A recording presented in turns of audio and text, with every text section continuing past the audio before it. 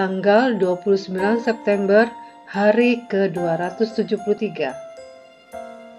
Bacaan Zakaria pasal 12 sampai pasal 14. Penghiburan Israel yang akan datang. Garis besar. Penghiburan akan datang bagi umat Allah, dan Zakaria menutup nubuatnya dengan penggambaran yang menggetarkan tentang apa yang akan terjadi pada hari yang telah ditetapkan itu.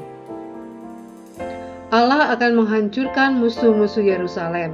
Bangsa Israel akan dibersihkan dari berhala dan nabi palsu. Gunung akan bergerak, hati yang keras akan mencair, dan Tuhan akan menjadi raja atas seluruh bumi. Zakaria pasal 14 ayat 9. Apa yang dimulai sebagai suatu penglihatan yang menakutkan di pasal 1 dan 2 berakhir dengan penglihatan yang penuh harapan. Renungan harian. Jika Anda harus memilih 3 pria terkuat dalam Alkitab, siapakah yang akan Anda pilih? Mungkin Anda memilih laki-laki seperti Simpson atau Daud atau Yosua, laki-laki perkasa dan peperangan. Tetapi apakah Anda pernah berpikir bahwa ada beberapa orang terkuat dalam Alkitab dari sudut pandang fisik, tetapi sebenarnya adalah orang yang lemah? Daniel, yang terkenal karena ketenarannya duduk tenang di sudut goa singa. Yeremia, yang menangis saat memikirkan bangsanya diasingkan. Timotius, yang menentang ajaran sesat meski usianya masih muda, kesehatannya buruk, dan memiliki temperamen pemalu. Ketika Zakaria melihat ke masa depan dengan nubuatannya, dia memprediksi orang yang tersandung di antara mereka pada waktu itu akan menjadi seperti Daud. Zakaria pasal 12 ayat 8. Kekuatan mereka akan datang bukan dari superioritas fisik, kekayaan, atau militer, tetapi dari hubungan mereka dengan Tuhan. Apakah hal itu benar berlaku untuk Anda hari ini? Terlepas dari stamina fisik atau kondisi keuangan Anda bisa menjadi kuat di dalam Tuhan. Marilah kita berdoa bukan untuk diberikan beban yang lebih ringan, tetapi untuk diberikan punggung yang lebih kuat.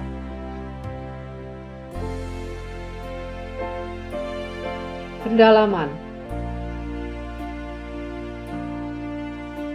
Yerusalem di muka, Zakaria pasal 14 ayat 1 sampai 21.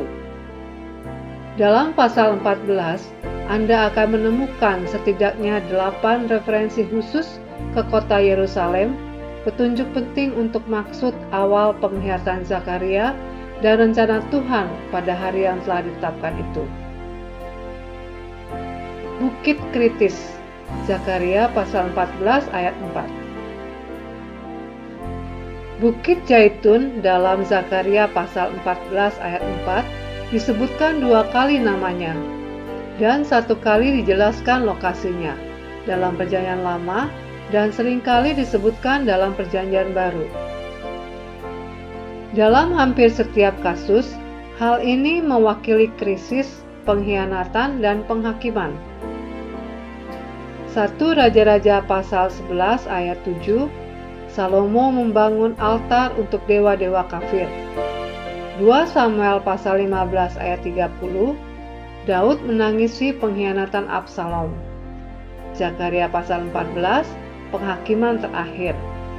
Matius pasal 21 ayat 17 sampai 19, Yesus mengutuk pohon ara sebagai tanda penghakiman atas Israel. Matius pasal 24, Markus pasal 13, Yesus menubuatkan penghakiman yang akan datang. Matius pasal 26 ayat 30 sampai 42, Yesus tersiksa di Taman Getsemani. Lukas pasal 19 ayat 30 sampai 44, Yesus menangisi kehancuran Yerusalem yang akan datang. Yohanes 18 ayat 1-3, Yudas mengkhianati Yesus. Amin. Tuhan Yesus memberkati.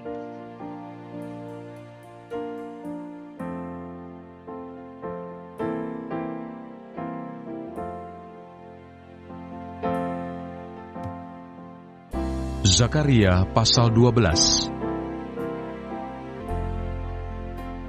Pembebasan dan pembaharuan Yerusalem. Ucapan ilahi. Firman Tuhan tentang Israel. Demikianlah firman Tuhan yang membentangkan langit dan yang meletakkan dasar bumi, yang menciptakan roh dalam diri manusia. Sesungguhnya, aku membuat Yerusalem menjadi pasu yang menyebabkan segala bangsa di sekeliling menjadi pening. Juga Yehuda akan mengalami kesusahan ketika Yerusalem dikepung. Maka pada waktu itu, aku akan membuat Yerusalem menjadi batu untuk diangkat bagi segala bangsa. Siapa yang mengangkatnya, pastilah mendapat luka parah. Segala bangsa di bumi akan berkumpul melawannya.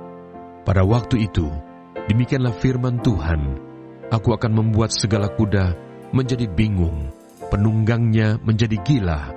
Atas kaum Yehuda, aku akan membuka mataku, tetapi segala kuda bangsa akan kubuat menjadi buta.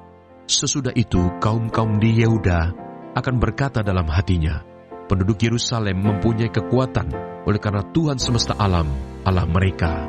Pada waktu itu, aku akan membuat kaum-kaum di Yehuda seperti anglo berapi di tengah-tengah timbunan kayu, dan seperti suluh berapi di tengah-tengah timbunan bulir gandum. Api keduanya akan menjilat ke kanan dan ke kiri segala bangsa di sekeliling. Tetapi Yerusalem selanjutnya akan tetap tinggal di tempatnya yang dahulu. Tuhan akan pertama-tama memberi kemenangan kepada kemah-kemah Yehuda, supaya keluarga Daud dan penduduk Yerusalem jangan terlalu bermegah-megah terhadap Yehuda. Pada waktu itu, Tuhan akan melindungi penduduk Yerusalem, dan orang yang tersandung di antara mereka pada waktu itu akan menjadi seperti Daud, dan keluarga Daud akan menjadi seperti Allah, seperti malaikat Tuhan yang mengepalai mereka. Maka pada waktu itu, aku berikhtiar untuk memunahkan segala bangsa yang menyerang Yerusalem. Ratapan atas dia yang tertikam. Aku akan mencurahkan roh pengasihan dan roh permohonan atas keluarga Daud dan atas penduduk Yerusalem, dan mereka akan memandang kepada dia yang telah mereka tikam, dan akan meratapi dia seperti orang meratapi anak tunggal, dan akan menangisi dia dengan pedih, seperti orang menangisi anak sulung. Pada waktu itu, ratapan di Yerusalem akan sama besarnya dengan ratapan atas Hadad Rimon di lembah Megido. Negeri itu akan meratap, setiap kaum keluarga tersendiri, kaum keluarga keturunan Daud tersendiri, dan istri mereka tersendiri, kaum keluarga keturunan Natan tersendiri, dan istri mereka tersendiri, kaum keluarga keturunan Lewi tersendiri, dan istri mereka tersendiri, kaum keluarga Simei tersendiri, dan istri mereka tersendiri, juga segala kaum keluarga yang masih tinggal, setiap kaum keluarga tersendiri, dan istri mereka tersendiri. Zakaria pasal 13. Penyingkiran berhala dan nabi palsu.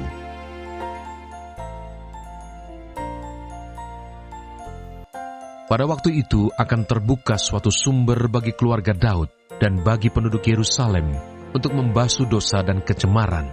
Maka pada waktu itu, demikianlah firman Tuhan semesta alam, aku akan melenyapkan nama-nama berhala dari negeri itu, sehingga orang tidak menyebutnya lagi. Juga para nabi dan roh najis akan kusingkirkan dari negeri itu. Dan apabila seseorang masih tampil sebagai nabi, maka ayahnya dan ibunya yang telah memperanakan dia akan berkata kepadanya, janganlah engkau hidup lagi, sebab yang kau katakan demi nama Tuhan itu adalah dusta. Lalu ayahnya dan ibunya yang telah memperanakan dia akan menikam dia pada waktu ia bernubuat. Pada waktu itu, para nabi masing-masing akan mendapat malu oleh karena penglihatannya sebagai nabi, dan tidak ada lagi dari mereka yang mengenakan jubah berbulu untuk berbohong. Tetapi masing-masing akan berkata, "Aku ini bukan seorang nabi, melainkan seorang pengusaha tanah, sebab tanah adalah harta kepunyaanku sejak kecil." Dan apabila ada orang bertanya kepadanya, "Bekas luka apakah yang ada pada badanmu ini?" Lalu ia akan menjawab, "Itulah luka yang kudapat di rumah sahabat-sahabatku." Pedang menimpa umat baru.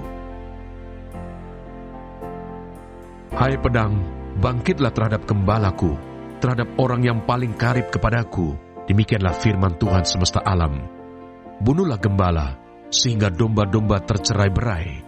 Aku akan mengenakan tanganku terhadap yang lemah. Maka di seluruh negeri, demikianlah firman Tuhan, 2/3 daripadanya akan dilenyapkan, mati binasa, tetapi 1/3 daripadanya akan tinggal hidup. Aku akan menaruh yang 1/3 itu dalam api, dan akan memurnikan mereka seperti orang memurnikan perak. Aku akan menguji mereka seperti orang menguji emas.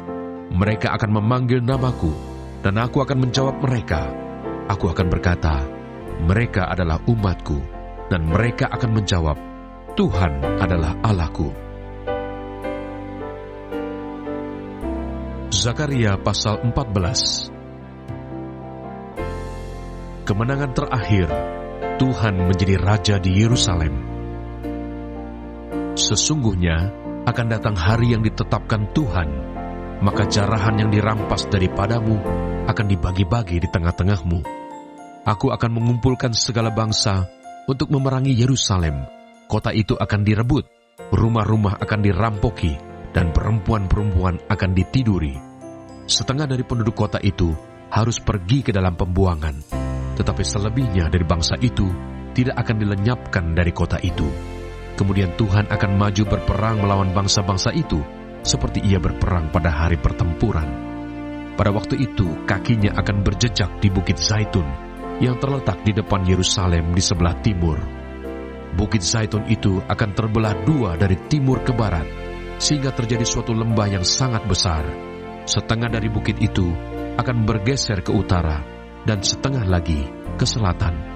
Maka tertutuplah lembah gunung-gunungku, sebab lembah gunung itu akan menyentuh sisinya, dan kamu akan melarikan diri, seperti kamu pernah melarikan diri oleh karena gempa bumi pada zaman Uzia, Raja Yehuda. Lalu Tuhan Allahku akan datang, dan semua orang kudus bersama-sama Dia. Maka pada waktu itu tidak akan ada lagi udara dingin atau keadaan beku, tetapi akan ada satu hari, hari itu diketahui oleh Tuhan, dengan tidak ada pergantian siang dan malam pun menjadi siang. Pada waktu itu akan mengalir air kehidupan dari Yerusalem. Setengahnya mengalir ke laut timur, dan setengah lagi mengalir ke laut barat.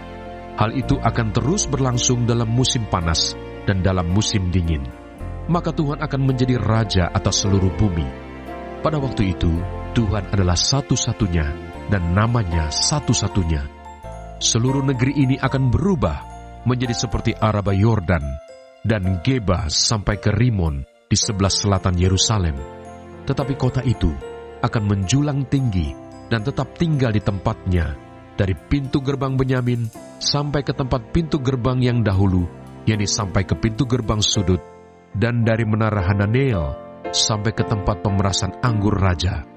Orang akan menetap di dalamnya, sebab penumpasan tidak akan ada lagi, dan Yerusalem akan tetap aman. Inilah tulah yang akan ditimpakan Tuhan kepada segala bangsa yang memerangi Yerusalem. Daging mereka akan menjadi busuk, sementara mereka masih berdiri. Mata mereka akan menjadi busuk dalam lekuknya, dan lidah mereka akan menjadi busuk dalam mulut mereka. Maka pada waktu itu akan terjadi kegemparan besar daripada Tuhan di antara mereka, sehingga masing-masing memegang tangan temannya dan mengangkat tangannya melawan tangan temannya. Juga Yehuda akan berperang melawan Yerusalem itu, dan dikumpulkanlah harta benda segala bangsa di sekeliling, yaitu emas, perak, dan pakaian dalam jumlah yang sangat besar. Tulah seperti itu juga akan menimpa kuda, bagal, unta, keledai, dan segala hewan yang ada dalam perkemahan-perkemahan itu. Maka semua orang yang tinggal dari segala bangsa yang telah menyerang Yerusalem akan datang tahun demi tahun untuk sujud menyembah kepada Raja, Tuhan semesta alam, dan untuk merayakan hari raya Pondok Daun.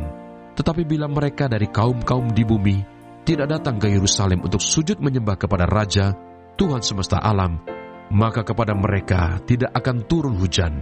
Dan jika kaum Mesir tidak datang dan tidak masuk menghadap, maka kepada mereka akan turun tulah yang ditimpakan Tuhan kepada bangsa-bangsa yang tidak datang untuk merayakan hari raya Pondok Daun.